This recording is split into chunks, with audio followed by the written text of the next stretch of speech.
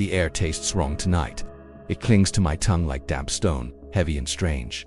The wind carries a scent I've never known, sharp, metallic, like the blood of the earth itself. It seeps into my nostrils, into my thoughts, until I can tell if it's real or just my mind inventing a reason for the unease crawling through my skin. Above me, the sky is bruised, deep purples and fading golds bleeding into one another. The last light of the sun stretches thin across the horizon, casting long skeletal shadows from the ferns. My herd moves restlessly under this dying light. We are creatures of habit. We graze, we move, we rest, but tonight, the rhythm is broken. Heads lift more often than they lower. Ears twitch at sounds that might not even be there. Even the calves, usually careless in their play, stay pressed to their mother's sides. Somewhere far off, a deep, rolling call echoes through the forest. Not the hunting cry of a predator, but something else. A warning, maybe, or a question no one can answer. The ground feels tense beneath my feet, as if it's holding its breath. The forest is alive with sound, yet somehow quieter than it should be. The insect's hum is broken by long pauses. Even the river beyond the trees seems muted, as though it too is listening. I glance upward. The first stars pierce the darkening sky, but tonight they seem colder, farther away. A sudden gust sweeps through the clearing, bending the ferns low and carrying that metallic scent again. Stronger now, almost choking. Then I see it. A light in the sky, brighter than any star, moving, growing. Its tail stretches behind it like a wound in the heavens, bleeding fire. I don't understand what it is, but every instinct in me screams that it does not belong here. I don't know it yet, but this will be the last night I ever see the stars. The fire in the sky is gone now. Or maybe it's only hidden, swallowed by the clouds that have crept in from the horizon. I don't know which is worse, seeing it or knowing it's still out there, unseen. The herd has settled again, though settled is not the right word. We move, but not with the easy rhythm of before. Every step feels cautious, every mouthful of leaves chewed without thought. The older bulls keep to the edges, their massive frills catching the faint moonlight, their eyes scanning the darkness. I lower my head to feed, tearing at the broad fronds of a cicad. The taste is familiar, grounding. The crunch of the fibrous leaves between my beak is a sound I've known all my life, but tonight, even that comfort feels thin, fragile. The forest is a cathedral of giants, towering conifers, thick-trunked cycads, and ferns that brush against my flanks as I move. The air is heavy with the scent of damp earth and resin. Somewhere above, a pterosaur glides silently, its shadow passing over us like a ghost. A low rumble rolls through the ground beneath my feet.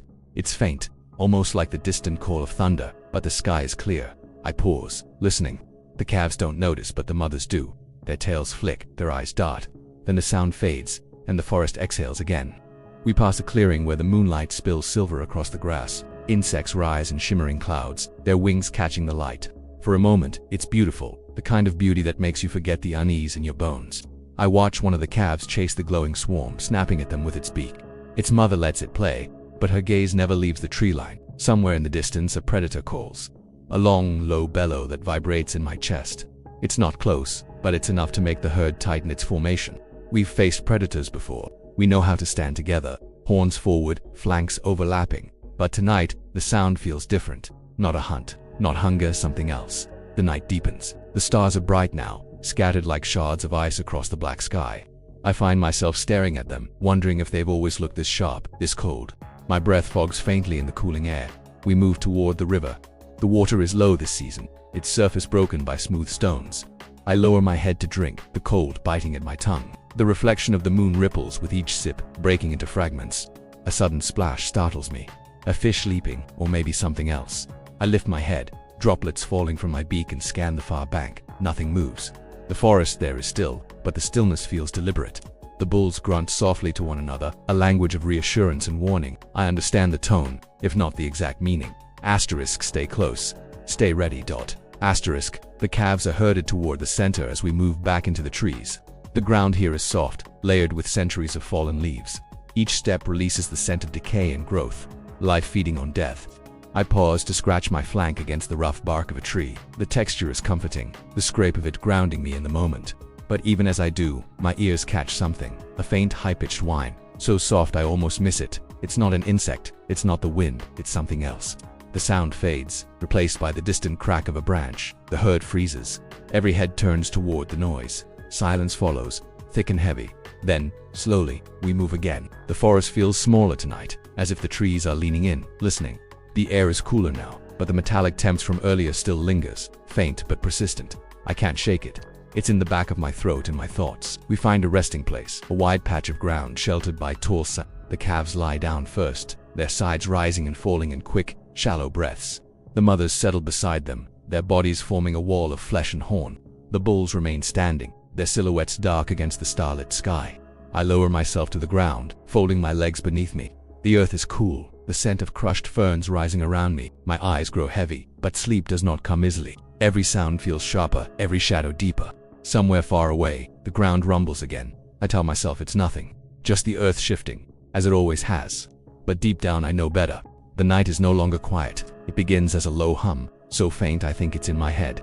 But it grows, a strange vibration that seems to come from everywhere at once. The ground beneath my feet trembles, not in sharp jolts like an earthquake, but in a slow, steady pulse, as if the earth itself has a heartbeat.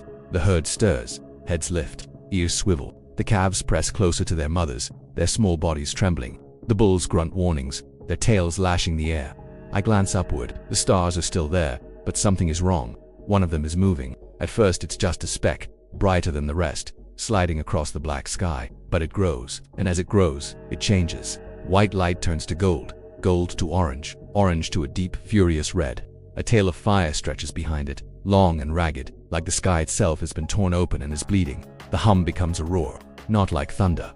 Thunder comes in bursts, loud and gone.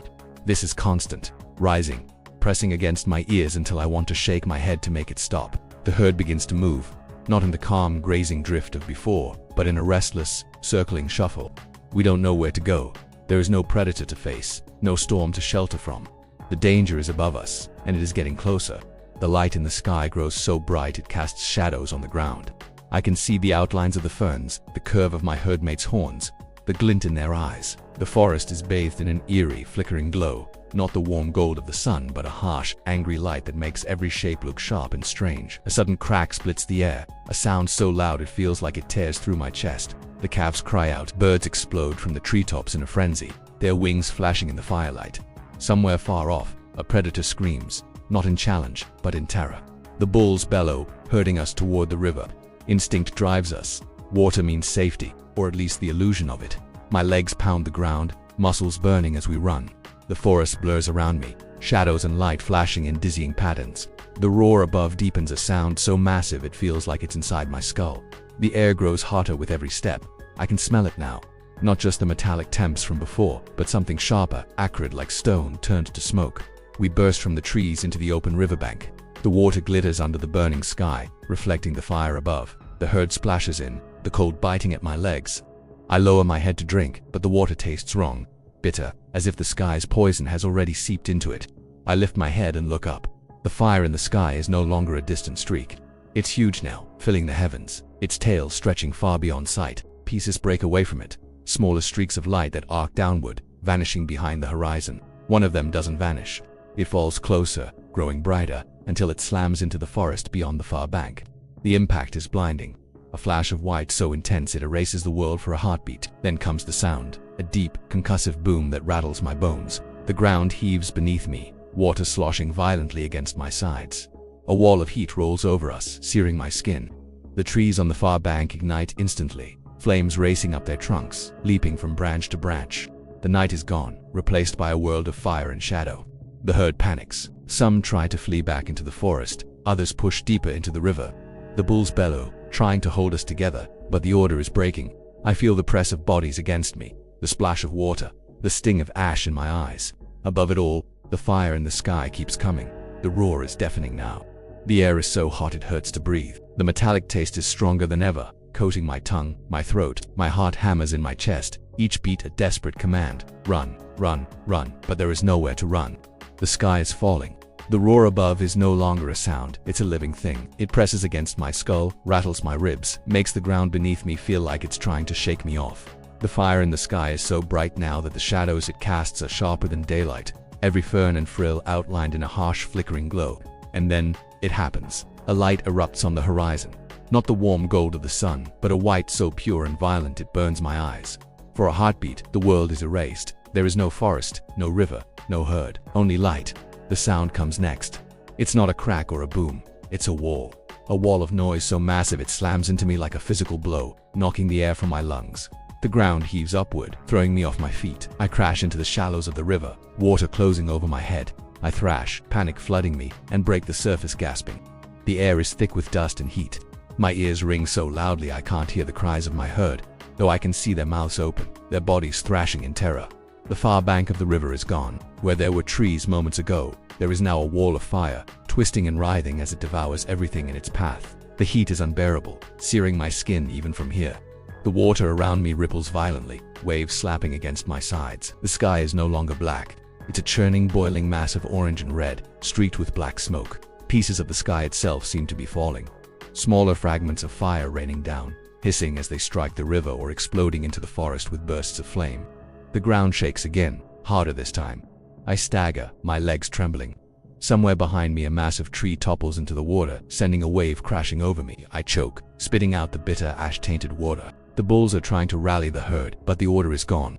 Some crash into the forest in blind panic. Others push deeper into the river, desperate to escape the heat. Calves bleat for their mothers, their cries thin and sharp against the roar of the world ending.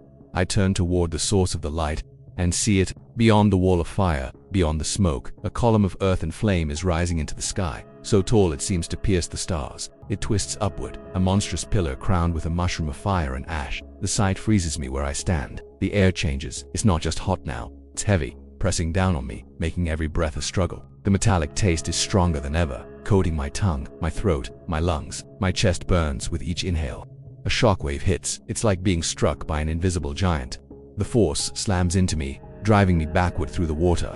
I hear, or feel, the crack of trees snapping like twigs, the crash of boulders tumbling, the screams of creatures I can't see. The river surges, the current pulling at my legs. I fight to stay upright, my muscles screaming. The water is filled with debris, branches, leaves, the limp bodies of fish. Above, the sky is raining fire. Not just small sparks now, but chunks of burning earth. Some the size of my head, others larger than my whole body. They hiss and steam as they hit the river, sending up clouds of scalding vapor. The heat is unbearable. My skin feels like it's blistering. My vision blurs, the edges of the world shimmering in the air's distortion. Somewhere to my left, a calf stumbles in the water, its legs tangled in a fallen branch. Its mother is nowhere in sight. I lunge toward it, my body moving on instinct, and shove the branch away with my horns. The calf scrambles free, bleating, and vanishes into the chaos. The roar never stops. The light never dims. The world is fire and water and noise, and then the darkness comes. Not the gentle darkness of night, but a suffocating black that swallows the fire, the river, the herd. Ash fills the air, thick and choking, blotting out the stars. The heat remains, but the light is gone. I stand in the river, chest heaving, my body trembling. The only sound now is the hiss of cooling earth and the distant crash of trees still falling. The first impact is over, but I know, somehow, deep in my bones, that this is only the beginning. The darkness doesn't last. It's torn apart by streaks of light, hundreds of them slashing across the sky like burning spears. They fall in every direction, each one trailing fire, each one screaming as it tears through the air. The first hits the forest behind me. The sound is like the crack of the world's spine, a deaf, bone-deep hump, followed by a blossom of flame that swallows the trees whole. The heat rolls over me in a wave, searing my skin even from this distance. Then another falls, and another, and another. The sky is raining fire. The river hisses and screams as molten rock slams into it, sending up clouds of steam so thick they choke the air. The water around me boils in patches, and I jerk away from the sudden bursts of heat, my legs aching from the cold one moment and burning the next. The herd is scattered now. Shapes move in the chaos. Some familiar, some not. I see the glint of horns, the flash of scales, the silhouettes of creatures I've never seen before, all driven together by the same desperate instinct. Escape, but there is no escape. The forest is a wall of flame on both sides of the river. The air is thick with ash, turning every breath into a struggle. My throat burns, my chest heaves, my vision blurs. The metallic taste from before is stronger now, mixed with the bitter tang of smoke. A calf stumbles past me, its eyes wide with terror. It bleats, searching for its mother, but the sound is swallowed by the roar of the firestorm. I move toward it, but a burning branch crashes into the water between us, sending up a spray of scalding droplets. The calf vanishes into the smoke. Above, the sky is a churning, hellish red. The falling debris is constant now, each impact shaking the ground, each explosion sending shockwaves through the air. The noise is unending, a mix of roaring fire, crashing trees, and the deep, distant rumble of the earth itself shifting. I push forward through the water, my legs heavy, my muscles screaming. The current tugs at me, pulling me toward deeper water. I fight it, knowing that if I lose my footing, I might not find it again. A massive shape looms ahead, one of the bulls, his frills scorched, his eyes wild. He bellows, a deep, resonant sound that cuts through the chaos for a moment. I move toward him, and together we push through the shallows toward a small rise in the riverbank. We climb onto the muddy shore, our sides heaving, our bodies slick with water and ash. From here, I can see more of the destruction. The forest is gone, replaced by a writhing sea of flame. The air above it shimmers with heat, and the sky beyond is hidden by a wall of black smoke. The fire rain doesn't stop. Some of the falling debris is small, no bigger than a stone, but others are massive, each impact carving a crater into the earth. The ground shakes with every strike, the vibrations running up my legs and into my chest. The bull beside me shifts his weight, his gaze fixed on the horizon. I follow his eyes, and see the largest of them yet. It falls slowly at first, a glowing mass that grows brighter and brighter as it descends. The air around it ripples with heat. When it hits, the explosion is blinding. A shockwave tears through the air, flattening the trees that remain, sending a wall of hot wind rushing toward us. I brace myself, lowering my head, but the force still knocks me sideways. I hit the ground hard, the breath driven from my lungs. The world spins, the sky and the burning earth blending into one. Somewhere in the haze, I hear the bull's bellow, but it's distant now, muffled by the ringing in my ears. I try to rise, my legs trembling, my body screaming in protest. The fire rain continues. It feels endless. Each impact is another blow to the world, another piece of it torn away. The heat is constant now, pressing in from all sides. My skin feels raw, my lungs ache, my vision narrows. I don't know how long I can keep moving, but I do, because stopping means the fire will find me. The fire rain stops, not all at once. The sky doesn't simply go dark, it fades slowly like the embers of a dying fire. The streaks of molten rock grow fewer, the explosions more distant. The roar that has filled my ears for what feels like forever begins to thin, replaced by something far more unnerving. Silence. It's not the peaceful quiet of night. It's heavy, suffocating, as if the world itself is holding its breath. The air is thick with ash, turning the darkness into a solid thing. I can't see the stars. I can't see the moon. I can barely see the shapes of the nearest trees. Black silhouettes against a sky that is no longer a sky at all, but a ceiling of smoke. The heat lingers, but it's different now. It's not the searing, skin-blistering heat of the firestorm. It's trapped heat, stale and oppressive, like the breath of something enormous pressing down on the earth. I stand in the shallows of the river, my legs trembling. The water is warm now, almost hot, and a taste of ash. My throat burns with every swallow. My lungs ache. Each breath feels like I'm pulling in dust instead of air. The herd, what's left of it, is scattered along the bank. Shapes move slowly, heads low, sides heaving. The bulls are silent now, their proud frills streaked with soot. The calves don't play. They don't even cry. They just stand close to their mothers, their eyes wide and glassy. The forest is gone. Where there were towering cycads and conifers, there is only blackened ruin. The ground is littered with fallen trunks, their bark charred, their branches stripped bare. The smell is overwhelming. Burnt wood, scorched flesh, and something deeper, older, like the earth itself has been wounded. I take a step forward and the ground crunches beneath my feet. It's not leaves. It's not soil. It's a layer of fine gray ash, soft as powder, coating everything. It clings to my legs, my frill, my horns. It clings to the air. The light is strange. There is no sun, but the darkness isn't complete. The ash cloud above glows faintly, a sickly orange from the fires still burning somewhere far away. It's enough to see by, but it feels wrong, like the world is lit from beneath instead of above. We move slowly, without direction. There is no safe place to go. The river is warm and bitter. The forest is gone. The air is poison. Hours pass. Or maybe it's days. Time feels broken here. The heat begins to fade, replaced by a creeping chill. At first, it's a relief. Then it deepens, sinking into my bones. The ash cloud blocks the sun completely now, and the world grows colder with every breath. Food is scarce. The plants that aren't burned are coated in ash, their leaves limp and gray. I try to eat, but the taste is foul, gritty between my teeth. My stomach twists in protest. The calves grow weaker. Some lie down and don't get up again. Their mothers nudge them, call to them, but there's no answer. The bulls don't bellow anymore. They just stand, their heads low, their eyes dull. The silence is broken only by the occasional groan of a tree collapsing under its own weight, or the distant crash of something massive falling in the forest.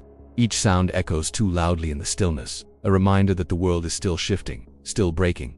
The cold deepens. My breath fogs in the air now, a pale mist that vanishes almost as soon as it forms. The river is colder too, the warmth from the fire is long gone. I wade into it to drink, but the water is bitter and foul. I don't know how long we can survive like this. The world feels wrong. The air, the light, the ground beneath my feet. Everything is different. It's as if the earth I knew has been replaced by something alien. I lift my head and look at the sky. There are no stars, no moon, just the endless, churning ceiling of ash. Somewhere deep inside, I know the truth. The fire was not the end. This darkness is the end. The cold has teeth now. It bites deeper with every passing moment, gnawing at my legs, my flanks, my chest.